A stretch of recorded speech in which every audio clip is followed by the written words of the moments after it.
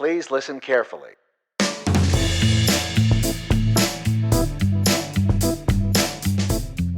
Porno is directed by Keola Racela, and the main plot involves 4 teenagers and a projectionist named Heavy Metal Jeff who work at the local movie theater.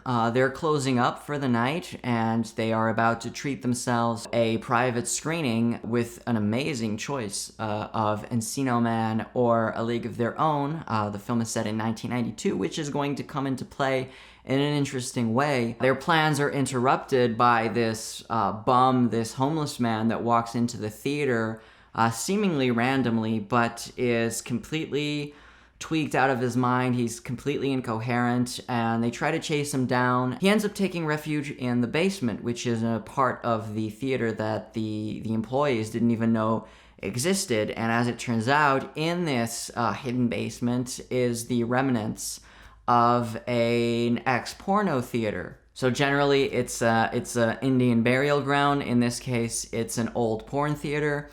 And, you know, they wander in there, they find the old man, he manages to escape and gets out of the theater.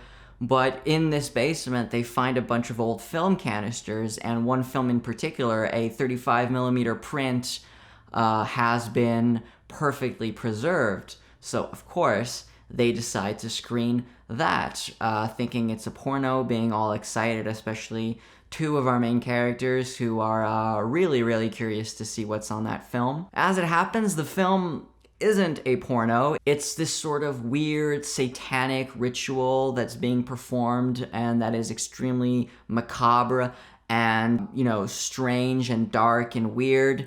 But of course, because it's 1992 and the access to pornography in general is far more complicated, these kids have no idea what they're seeing, and they think they're seeing a legit porno and being very, very sort of deranged by it. Chaz, the main actress of the film, leans over to her friend and asks, you know, are all porns like this? To which she responds, I don't know, I think so. But in reality, as I established, the film is not a porno, it's a satanic ritual and is actually a demonic incantation that frees a succubus who is now haunting the theater, stalking our main characters and trying to kill them by luring them out through their deepest, darkest desires. A lot of films that market themselves as horror comedies are average comedies and very bad horror films, and in this respect, this is where I think porno really works.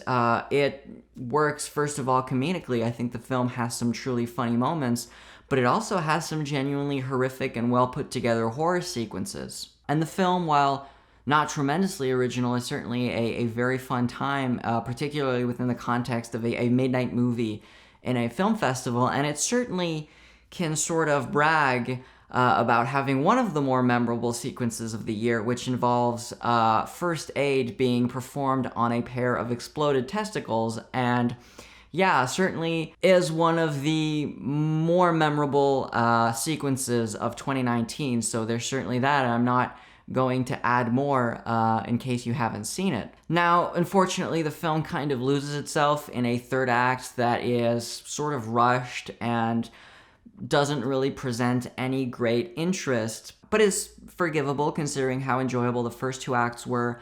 And certainly the film is a nice twist on the slasher genre, which generally punishes women for being sexually active, and in this case takes a lot of pleasure in punishing men whom are sexually repressed, especially if they repress their desires themselves.